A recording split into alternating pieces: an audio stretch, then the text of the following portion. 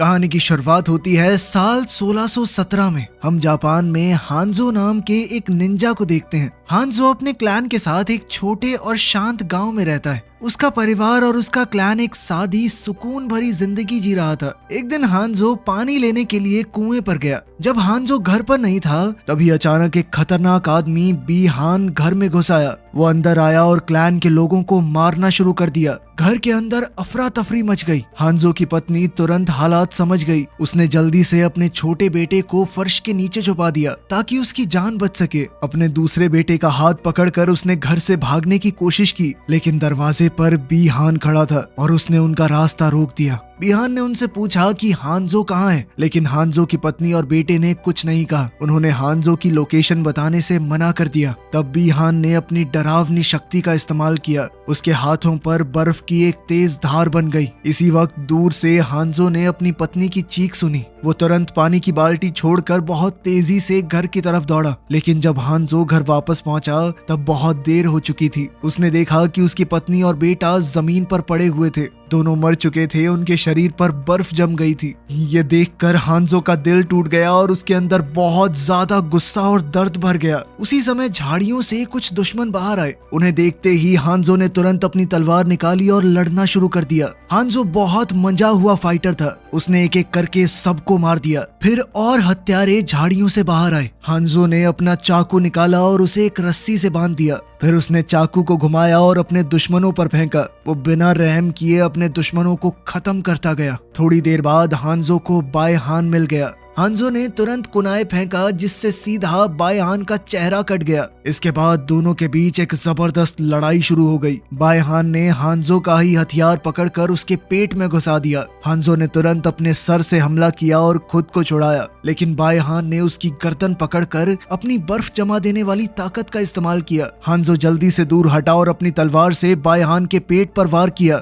लेकिन बाय हान भी पीछे नहीं हटा। उसने हांजो का सर पकड़कर एक पत्थर पर जोर से दे मारा, लेकिन हांजो भी रुका नहीं। वो लड़ता रहा। आखिर में बाय हान ने हांजो को जोर से फेंका और वो एक पेड़ से जा टकराया। फिर बाय हान ने छुरा उठाकर हांजो के कंधे में घुसा दिया, जिसके बाद वो बेहोश हो गया और बाय हान वहां से चला गया। कुछ देर बाद हांजो को एक बच्चे के रोने की आवाज सुनाई दी। उसने धीरे धीरे जमीन पर रेंगते हुए घर तक बढ़ने की कोशिश की, लेकिन उसका शरीर बहुत कमजोर हो गया था। उसने रास्ते में ही दम तोड़ दिया। उसकी बाजू पर एक ड्रैगन का निशान था। उस निशान से अचानक आग निकली और उस आग ने हांजो के शरीर को जला दिया। उसका शरीर बिना किसी निशान के गायब हो गया। उस वक्त रेडन नाम का एक आदमी अचानक जादू से वहां आया। उसने छोटे बच्चे को उठाया और वहां से ले गया। बताया जाता है कि इस दुनिया में 6 अलग अलग टुकड़े हैं। इंसान अर्थ रेल्म में रहते हैं। इन सभी रेल्म्स का आपस में एक फाइट टूर्नामेंट होता है जिसका नाम मॉर्टल कॉम्बैट है। अगर अर्थ रेल्म से जल्द ही कोई टूर्नामेंट नहीं जीता तो आउटवर्ल्ड नाम का एक रेल्म धरती पर हमला कर देगा। एक पुरानी भविष्यवाणी भी है जिसमें बताया गया था कि हांजो का खून एक दिन बहुत ही उम्दा खिलाड़ियों को इकट्ठा करेगा और अर्थ रेल्म को जीत दिलवाएगा। अब कहानी आज के समय पर आई। हम कोल नाम के एक खिलाड़ी को देखते हैं जो एक MMA फाइट के लिए केज में घुसा। लोग बहुत एक्साइटेड थे। उनमें से एक जैक्स भी था जो कि बड़े ध्यान से फाइट को देख रहा था। कोल बहुत अच्छे से लड़ा, लेकिन उसके ओपोनेंट ने उसे चोक होल्ड में पकड़ लिया। उसने कोल को इतनी देर तक पकड़ कर रखा कि कोल फाइट हार गया। बाद में बाथरूम के अंदर कोल अपना मुंह धो रहा था। तब उसे अचानक एक विजन दिखाई दिया। कोल ने सोचा कि ये सब शायद उसके घायल होने की वजह से हुआ। फिर वो अपनी बेटी एमिली को ढूंढने गया। जब जैक्स उसके पास आया तो जैक्स ने ध्यान दिया कि कोल की छाती पर एक ड्रैगन वाला निशान है। कोल ने बताया कि ये तो बस एक अजीब सा बर्थ मार्क है मेरे शरीर पे। अब हम आउटवर्ल्ड नाम की उस जगह को देखते हैं। बाय हान को अब सब जीरो के नाम से जाना जा रहा था। उसका मास्टर शैंग सुंग भविष्यवाणी को लेकर टेंशन में था, इसीलिए उसने सब जीरो को ऑर्डर दिया कि अर्थ रेल्म में जाकर वहां के फाइटर्स को टूर्नामेंट से पहले ही मार दो। शाम को कोल अपनी पत्नी एलिसन और बेटी एमिली के साथ डिनर करने गया। दूर से जैक्स उन पर नजर रखे हुए था। अचानक गर्मी के मौसम में बर्फ गिरने लगी, टेबल और खिड़कियों पर बर्फ जमने लगी। बाजार के बीच में सब जीरो दिखाई दिया। जब उसने अपनी बर्फ वाली शक्तियों से लोगों पर हमला किया तो लोग डर के मारे भागने और छुपने लगे। जैक्स ने तुरंत कोल और उसके परिवार को गाड़ी में बैठाया और वहां से भागने लगा। इसी दौरान जैक्स ने उसे निशान दिखाते हुए कहा कि ये कोई बर्थ मार्क नहीं है, ये साइन है कि तुम्हें अर्थ रेल्म का चैंपियन बनने के लिए चुना गया है। थोड़ा आगे जाकर गाड़ी जैसे ही मुड़ी तो उन्होंने देखा कि सब जीरो जमीन को फ्रीज कर रहा था। जैक्स अब गाड़ी से उतरकर डिग्गी से अपना हथियार लेने लगा और कोल से कहा कि अपने परिवार के साथ भाग जाओ। उसने कोल को एक एड्रेस दिया और बताया कि वहां पर सोनिया मिलेगी तुम्हें। सब जीरो अब एक बिल्डिंग में छुप गया। बिल्डिंग के अंदर दीवारों और सीढ़ियों पर बर्फ जम गई थी। ऊपरी फ्लोर पर सब जीरो ने पीछे से जैक्स पर हमला किया। जैक्स ने अपनी बंदूक से फायर करने की कोशिश की, लेकिन सब जीरो ने बंदूक को ही जमाकर तोड़ डाला। दोनों के बीच हाथापाई शुरू हो गई। जैक्स ने उसका जमकर मुकाबला किया, लेकिन सब जीरो के आर्मर और उसकी ताकत की वजह से उसे कोई नुकसान नहीं हुआ। सब जीरो ने जैक्स को खिड़की से बाहर फेंक दिया और उसे बाजू से पकड़कर उसके दोनों हाथ जमा दिए, जो कुछ देर बाद जमकर फट गए। फिर उसने जैक्स को नीचे एक गड्ढे में फेंका और समझा कि वो तो मर गया।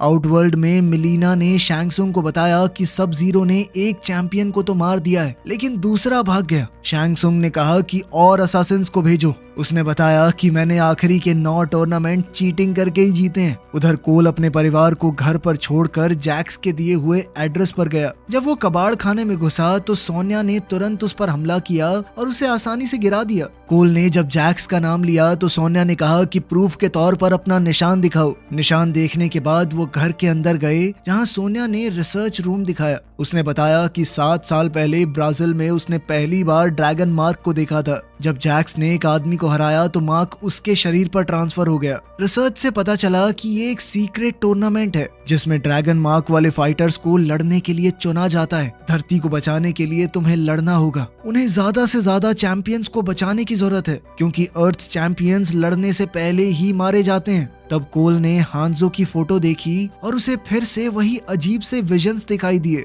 तब अंधेरे से कुछ आवाज आई। लाइट ऑन हुई तो पता चला कि सोनिया ने एक प्रिजनर को पकड़ रखा था जिसका नाम कानो है। कानो पैसों के लिए लड़ने वाला एक फाइटर था। उसके शरीर पर निशान तब आया जब उसने एक चैंपियन को मार डाला। कानो सोनिया के बारे में बहुत गंदी बातें कर रहा था, तो सोनिया ने उसे मुक्का मार के चुप कर दिया। अचानक से लाइट चली गई। सोनिया ने छत पर एसिड से बना हुआ एक छेद देखा। तब एक अदृश्य जीव कमरे में हिलने लगा। चीजें गिरने लगी और उसने कोल पर हमला कर दिया। फिर उस क्रीचर ने कानो को भी गिरा दिया। सोनिया ने हिसाब लगाकर अपनी बंदूक से फायर किया, जिससे वो क्रीचर थोड़ा दिखने लगा। वो एक रेप्टाइल था। उसने कानो के ऊपर अपने पंजों से जबरदस्त हमला किया। उधर सोनिया की गोलियां खत्म हो गई तो उसने चाकू फेंके। पहले 2 चाकू रेप्टाइल को लगे, लेकिन वो भाग गया। तीसरा चाकू गलती से कानो की टांग में लग गया। अब रेप्टाइल फिर से गायब होकर सीलिंग में छुप गया। उसने घर की बीम पर एसिड थूक दिया और फिर सोनिया और कोल पर हमला किया। दोनों उसे देख नहीं पा रहे थे, तो अपना बचाव करना मुश्किल हो रहा था उनके लिए। कानो ने नोटिस किया कि एसिड धीरे धीरे मेटल बीम को गला रहा है। ये देखकर कानो ने तुरंत एक आइडिया लगाया। उसने अपनी हथकड़ियां तुरंत उस बीम के नीचे रख दी, ताकि हथकड़ियां कमजोर होकर टूट जाएं और उसके हाथ आजाद हो जाएं। थोड़ी देर बाद मेटल कमजोर हुआ और हथकड़ियां टूट गई। फ्री होते ही कानो तुरंत फाइट में वापस आ गया। उसने अपनी टांग में लगा हुआ चाकू निकाला और साथ ही एक फ्लेयर जलाई, जो उसने बिना वक्त बर्बाद किए रेप्टाइल के शरीर में घुसा दी। जैसे ही वो फ्लेयर क्रीचर के शरीर में गई, वो दर्द के मारे इधर उधर भागने लगा। भागते वक्त उसने कमरे में आग लगा दी और इसी दौरान वो दिखने लगा। अब तीनों इंसान मिलकर उस क्रीचर से फाइट करने लगे। रेप्टाइल ने अपनी लंबी जीभ निकाली और कानों को पकड़ लिया। ये देखकर कोल ने तुरंत सोनिया की तरफ एक चाकू फेंका। सोनिया ने छलांग मारी और हवा में ही रेप्टाइल की छाती में चाकू घुसा दिया, लेकिन उसके बाद भी रेप्टाइल ने उसे जोर से धक्का देकर नीचे गिरा दिया। लेकिन इस सब के दौरान कानो छूट गया। आजाद होते ही उसने बिना देर किए अपने हाथों से मॉन्स्टर को छेद दिया, यहाँ तक कि उसके शरीर से दिल ही बाहर निकाल दिया। इस तरह रेप्टाइल का खात्मा हुआ। फाइट के बाद सोनिया बहुत फ्रस्ट्रेटेड और परेशान हो गई, क्योंकि उसकी सारी रिसर्च जलकर खत्म हो गई थी। तब कानो ने बताया कि मुझे एक मंदिर की लोकेशन पता है जहां चैंपियंस टूर्नामेंट से पहले ट्रेनिंग करते हैं। लेकिन कानो ने सीधे तौर पर कहा कि लोकेशन बता दूंगा, पर फ्री में तो नहीं। सोनिया ने कहा कि अगर तुम हमें वहां पर ले चलो तो तुम्हें $3 मिलियन दिए जाएंगे। इतने पैसे सुनकर कानो तुरंत मान गया, लेकिन बाद में सोनिया ने कोल को साइड में ले जाकर कहा कि इतने पैसे है ही नहीं मेरे पास।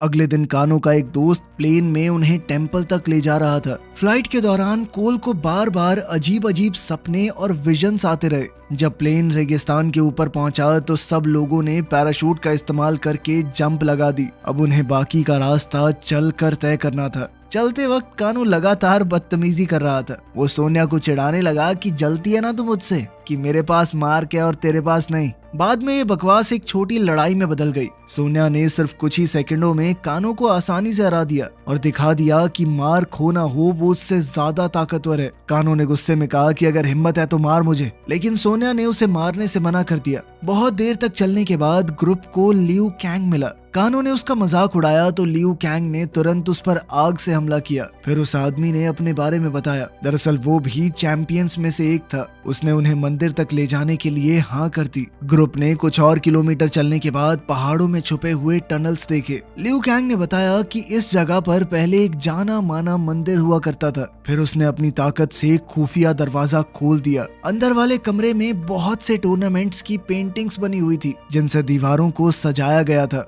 इन पेंटिंग्स को देखकर कोल को अपने विजन्स याद आए। वहीं कानो ने वहां से कुछ चीजें चुराने की कोशिश की, लेकिन लियू कैंग ने सीधे तौर पर कहा कि वापस रखो उन्हें। तब सोनिया ने देखा कि कुछ मॉन्क्स एक कमरे के अंदर जा रहे थे। वो उनके पीछे गई और वहां पर जैक्स को बेहोश पड़ा हुआ देखा। लियू कैंग ने बताया कि उसके घाव बहुत गहरे हैं, लेकिन हो सकता है कि मॉन्क्स उसे ठीक कर पाएं, लेकिन इसमें थोड़ा वक्त तो लगेगा। फिर लियू कैंग ने सबको लॉर्ड रेडन से मिलवाया। रेडन ने उन्हें देखा और कहा कि ये लोग अभी लड़ने के लिए तैयार नहीं है। कानो थोड़े नखरे करने लगा तो रेडन ने उसे बिजली का झटका दिया। फिर रेडन ने बताया कि आउटवर्ल्ड लगातार 9 टूर्नामेंट जीत चुका है और अगर वो एक बार और जीत गए तो धरती पर हमेशा के लिए उनका कंट्रोल हो जाएगा। तभी अचानक ठंडी हवा चली और लियू कैंग की आग बुझ गई। लियू कैंग समझ गया कि सब जीरो यहाँ तक पहुँच चुका है। उसने तुरंत फायरबॉल फेंका, लेकिन सब जीरो उससे बच गया और अपने बर्फीले हमले से उसने लियू कैंग को पीछे गिरा दिया। जब सब जीरो अपने बर्फ से बने हुए भाले से लियू कैंग को मारने वाला था, तभी अचानक उसे बचाने लोहे की हैट आई। यह हथियार कुंग लाओ का है, जो अपने दोस्त की मदद करने आया था। तब शैंग सुंग और मिलीना भी वहां पहुंच गए, लेकिन रेडन तुरंत टेलीपोर्ट होकर उनके सामने आ गया और बिजली की ताकत से उन्हें रोक दिया। इससे एक एनर्जी फील्ड बन गई, जिस वजह से दुश्मनों को वहां से जाना पड़ा। बाद में कोल और कानो को एक एरिना में ले जाया गया। वहां वो अपनी ताकतों को जगा सकते हैं, लेकिन सोनिया को वहां जाने की इजाजत नहीं थी, क्योंकि उसके पास वो खास निशान नहीं था। सोनिया जैक्स को देखने गई, तब जैक्स होश में आया और देखा कि उसे नकली मैकेनिकल हाथ मिल गए हैं। एरिना में कोल ने कुंग लाओ के साथ ट्रेनिंग की और काफी देर तक उसका सामना करता रहा, लेकिन जब कुंग लाओ ने अपने हाथ हथियार की तरह इस्तेमाल किए तो कुछ ही मूव्स में कोल को गिरा दिया। फिर कानो ने लियू कैंग से फाइट की, लेकिन वो भी कुछ ही सेकंडों में हार गया। लियू कैंग ने कोल के घाव स्टिचेस और आग से ठीक किए और उसे बताया कि रेडन ने उसे कैसे ढूंढा था, उसकी आग वाली ताकत कैसे जागी। उसने कोल से कहा कि सबसे पहले ये जानो कि तुम्हारी लड़ने की वजह क्या है। दिन भर कोल ट्रेनिंग करता रहा और वो बार बार हारा। जैक्स भी अपने नए हाथों के साथ ट्रेनिंग करने लगा, लेकिन अभी वो कमजोर हैं। डिनर के वक्त कानो हमेशा की तरह सबका मजाक उड़ाने लगा, जिससे कुंग लाओ और लियू कैंग का माथा ठनक गया। उन्होंने कानो से कहा कि तू बोलता बहुत है, लेकिन लड़ते वक्त क्या हो जाता तुझे, हाँ? ये सुनकर कानो गुस्से में चीखने लगा। उसकी आंखें चमकने लगी। अचानक उसकी आंखों से लेजर निकला, लेकिन कुंग लाओ ने अपनी टोपी से उसका वार हटा दिया और लेजर सीधा दीवार पर जा लगी। अब सबको समझ आ गया कि कानो की ताकत क्या है। अगले दिन कोल ने कानो के साथ ट्रेनिंग की। कानो खुशी खुशी उसे बार बार पीटने लगा। लियू कैंग चाहता था कि दर्द से कोल की ताकत जाग जाए, लेकिन ऐसा कुछ भी नहीं हुआ। बाद में कोल ने रेडन से अपने मार्क के बारे में पूछा, क्योंकि उसे किसी को हरा के ये नहीं मिला, ये तो उसके शरीर पे जन्म से है। रेडन ने बताया कि तुम हांजो के बेटे हो। उसने बताया कि सब जीरो ने उसके पिता हांजो और उसके पूरे क्लैन के साथ क्या किया था। हांजो के मरने के बाद वो दूसरे रेल्म में चला गया, जहाँ वो बदला लेने के लिए भटक रहा है। बचपन में रेडन ने ही वहाँ जाकर उसे बचाया था। रेडन को लगा कि कोल अभी ज्यादा ताकतवर नहीं है, इसीलिए उसने पोर्टल खोला और उसे उसके परिवार के पास भेज दिया। उसी वक्त शैंग सुंग और फाइटर्स जमा कर रहा था। वो किसी भी हालत में रेडन के बैरियर को तोड़कर अंदर घुसना चाहता था। कबाल, जिसका कानो से पुराना झगड़ा है, उसने एक प्लान बनाया। थोड़ी देर बाद कबाल ने बैरियर के बाहर आकर कानो को चढ़ाया और पैसों का लालच दिया, जिसके बाद कानो ने एनर्जी शील्ड के डिवाइस पर लेजर चला दी। इससे जबरदस्त धमाका हुआ और बैरियर टूट गया। काला धुआं मंदिर के अंदर भरने लगा था। मौका देखकर शैंग सुंग अपनी टीम के साथ अंदर आ गया और जबरदस्त लड़ाई शुरू हो गई। जैक्स रिको नाम के एक फाइटर से लड़ रहा था, लेकिन रिको ने उसे हथौड़े से गिराकर बेहोश कर दिया। वहीं सोनिया मिलीना से फाइट कर रही थी। मिलीना काफी ज्यादा ताकतवर थी और उसने कई बार अपने चाकू से सोनिया पर हमला किया और फिर सोनिया को उठाकर एरिना में फेंक दिया। वो इतनी वहशी थी कि अपने हथियार पर लगे खून को चाट कर साफ करने लगी। तब उसे पता चला कि सोनिया तो चैंपियन ही नहीं है, इसीलिए उसने उसे मारा नहीं, क्योंकि ऐसा करने का कोई फायदा नहीं था। मिलीना के जाने के बाद कानो ने उसे पकड़ लिया और उसके घाव में अपना अंगूठा डाला, फिर उसे पत्थरों पर फेंका और अपने लेजर से स्टैचू पर हमला किया, जिसके बाद सारा मलबा टूटकर सोनिया के ऊपर गिर गया। जब जैक्स होश में आया तो उसने सोनिया को पत्थरों के नीचे फंसा हुआ देखा। उसने बहुत कोशिश की पत्थरों को हटाने की, लेकिन नहीं कर पाया। अपनी दोस्त को बचाने की कोशिश में उसने अपने अंदर की ताकत जगा दी। अब उसके मैकेनिकल आर्म्स और ज्यादा एडवांस बन गए। उसने बड़ी आसानी से वो भारी मलबा हटा दिया बिना ज्यादा मेहनत किए। दूसरी तरफ लियू कैंग सीधा कबाल के पीछे चला गया, लेकिन उसके फायर बॉल्स जल्दी ही ब्लॉक हो गए। कबाल तुरंत उस पर झपट पड़ा और फाइट को जारी रखा और दिखाया कि वो बहुत ज्यादा तेज है। उसी वक्त कुंग लाओ ने अपनी हैट शैंग सुंग की तरफ फेंक दी, लेकिन शैंग सुंग आसानी से उसके वार से बच गया। उसने कहा कि मैं किसी छोटे सोल्जर से फाइट नहीं करूंगा, इसीलिए उसने नितारा को बुला लिया। नितारा चीखती हुई अंधेरे में उड़ती हुई आई। कुंग लाओ ने अपनी आंखें बंद कर ली और ध्यान लगाया। जब नितारा पीछे से हमला करने आई तो कुंग लाओ ने उसकी आवाज सुन ली और तुरंत साइड हो गया। फिर वो उसके पीछे कूद गया। कुंग लाओ ने अपनी हैट को कंट्रोल किया और उसे जमीन पर गिराकर घुमाने लगा। फिर उसने नितारा को जोर से नीचे धक्का दिया। नितारा सीधी उस घूमती हुई हैट पर जा गिरी और उसका पूरा शरीर बीच से 2 हिस्सों में कट गया। उसी वक्त काला धुआं चुपके से कोल यंग के शेड में घुस गया। कोल को महसूस हुआ कि कुछ तो गलत है, इसीलिए वो बाहर गया और वहां उसने गोरो को देखा। इस दुश्मन ने कोल को एक साइड में फेंक दिया और उसके परिवार की तरफ बढ़ने लगा। कोल ने उसे अपना निशान दिखाया ताकि गोरो का ध्यान उसके ऊपर ही रहे। फिर कोल शेड के अंदर गया, एक क्रॉस बार उठाई और छुप गया। इंतजार करने लगा कि गोरो दरवाजे से आए, लेकिन गोरो ने सीधा दीवार तोड़ दी और अपनी कई बाजुओं से कोल को पकड़ लिया। वो उसे बुरी तरह पीटने लगा। गोरो ने तो लकड़ी की बीम्स तक तोड़ डाली और उन्हें हथियारों की तरह इस्तेमाल किया। इससे शेड टूटने लगा और कोल ने जल्दी से बाहर निकलने की कोशिश की, लेकिन मलबा ऊपर गिरने की वजह से वो फंस गया। पर गोरो ने अभी भी उसे छोड़ा नहीं। उसने कोल को मलबे से बाहर निकाला और उसकी रीढ़ की हड्डी निकालने को तैयार हो गया। तब एलिसन ने कुल्हाड़ी उठाई और गोरो पर वार किया, लेकिन गोरो ने उसे धक्का देके साइड कर दिया। अब एलिसन और एमिली कार की तरफ भागी और सोचा कि गाड़ी से कुचल देते हैं इसे,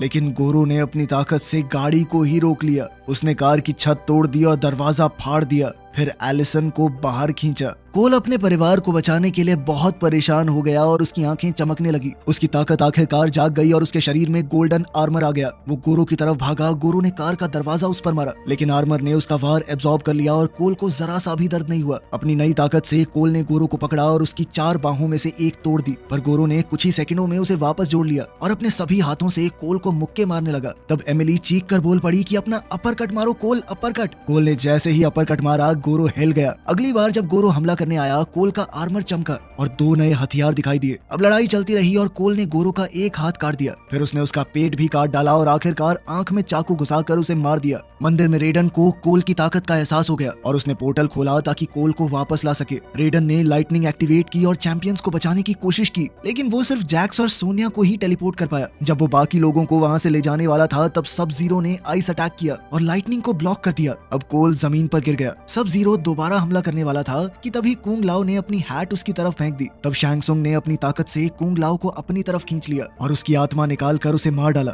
लियू कैंग ने उसकी चीख सुनकर कबाल को मुक्का मारा और एरिना की तरफ भागा, लेकिन तब तक बहुत देर हो चुकी थी। कोल ने लियू कैंग को पकड़ लिया ताकि वो कोई बेवकूफी ना करे। तभी एक लाइटनिंग आई और उन्हें टेंपल से बाहर टेलीपोर्ट कर लिया। पूरी टीम अब एक वॉइड में खड़ी थी। ये अलग अलग दुनियाओं के बीच ऐसी जगह है जहाँ उन्हें ट्रैक नहीं किया जा सकता। रेडन ने कोल को उसके पिता हांजो का चाकू दिया और सबको अलग अलग जगहों पर फाइट्स को रोकने के लिए भेजा। जैक्स रिको के सामने आया और उसने हथियार को अपने नए हाथों से रोक दिया। हथौड़ा तोड़ने के बाद जैक्स ने उसको बार बार मुक्के मारे और उसके सर को दोनों हाथों के बीच मसल कर रख दिया।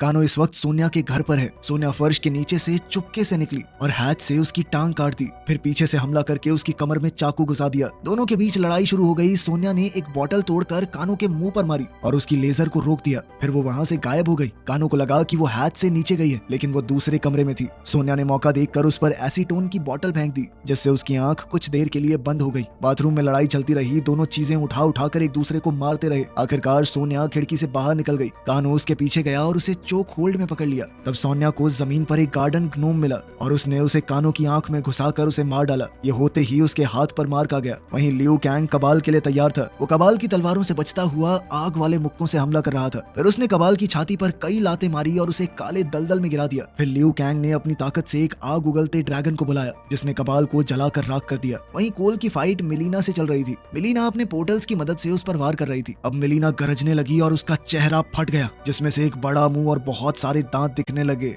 जब उसने कोल को काटने की कोशिश की तो कोल ने अपने हथियार से उसका मुंह ब्लॉक कर दिया। तब सोनिया आई और अपनी नई ताकत से प्लाज्मा बीम शूट की, जिससे मिलीना के पेट में छेद हो गया और वो तुरंत मर गई। कोल के घर पर सब जीरो दरवाजे के बाहर है। फिर वो कोल के सामने आया और एमिली का ब्रेसलेट दिखाया, साथ ही उसे जमा कर अपने हाथ से तोड़ दिया। गुस्से में कोल उसके पीछे धुएं में चला गया और अपने जिम में टेलीपोर्ट हुआ, जहां बर्फ ने उसके परिवार को बंदी बना रखा था। सब जीरो ने हमला किया और एक और लड़ाई शुरू हो गई। बर्फ से कोल के हथियार जम गए और वो निहत्था हो गया। कुछ मुक्कों के बाद सब जीरो ने उसके कवच को भी जमाने की कोशिश की। कोल ने अपने पिता का वो चाकू निकाल कर हमला किया, लेकिन सब जीरो ने उसी पर पलटवार कर दिया। कोल ने भी उसे अपने हाथ से रोका, लेकिन चाकू से उसका हाथ कट गया और खून निकलने लगा। खून लगते ही वो चाकू आग की तरह जलने लगा। सब जीरो समझ गया कि ये तो हांजो का चाकू है। वो इससे कोल को खत्म करने वाला था कि तभी अचानक एक चेन उसके हाथ में घुस गई। ये हांजो है जो मुर्दों की दुनिया से वापस आ गया था। हांजो चेन खींचकर सब जीरो को पास लाया और अपनी बड़ी तलवार से हमला किया। सब जीरो ने भी आइस ब्लेड की मदद से बचाव किया। दोनों लड़े, लेकिन मौका देखकर हांजो ने अपना चाकू सब जीरो के शरीर में घोंप दिया और कहा कि अब उसका नाम स्कॉर्पियन है। जब दोनों लड़ रहे थे, कोल अपनी ताकत पर ध्यान लगा रहा था ताकि वो बर्फ को तोड़ सके। जीरो ने स्कॉर्पियन के हाथ पर वार किया और उसके खून को कंट्रोल करके एक नया ब्लेड बना दिया। फिर उसने स्कॉर्पियन की पीठ में चाकू घुसाकर उसे बर्फ की दीवार पर जोर से फेंका, लेकिन स्कॉर्पियन ने हार नहीं मानी। वो लड़ता रहा। तब सब जीरो ने बर्फ से अपनी एक कॉपी बना दी ताकि वो स्कॉर्पियन के हमले को रोक सके। लड़ते लड़ते दोनों आदमी कोल के पास जा गिरे। कोल को भी अपने परिवार को कुछ देर के लिए छोड़कर लड़ाई में शामिल होना पड़ा। अब स्कॉर्पियन और कोल मिलकर लड़ने लगे, लेकिन फिर भी मौका देखकर सब जीरो ने स्कॉर्पियन के पैर को बर्फ से जमा दिया। अपने पूरे परिवार और क्लैन की मौत को याद करते हुए स्कॉर्पियन ने अपने अंदर आग जलाई। इस आग ने उसके पैर को आजाद कर दिया और कोल के परिवार को भी बचा लिया। फिर स्कॉर्पियन और कोल फिर से एक साथ हमला करने लगे। दोनों ने आराम से सब जीरो को छेद दिया और उसे बहुत मारा। जब सब जीरो घुटनों पर आ गया, तब स्कॉर्पियन ने अपनी आग भरी सांस से उसे जलाकर राख कर दिया। इसके बाद स्कॉर्पियन ने कोल से कहा कि अपने वंश का ध्यान रखना। फिर वो आग के घूमते हुए बवंडर में गायब हो गया। कोल अपने परिवार के साथ सुरक्षित था और बाकी टीम भी वहीं आ गई। अचानक शैंग सुंग वहां आया और सब जीरो के शरीर को उठा लिया। उसने बदला लेने का वादा किया और रेडन के हमला करने से पहले ही गायब हो गया। वीडियो पसंद आई तो लाइक कर देना, चैनल को सब्सक्राइब कर लेना। मिलते हैं अगली वीडियो में।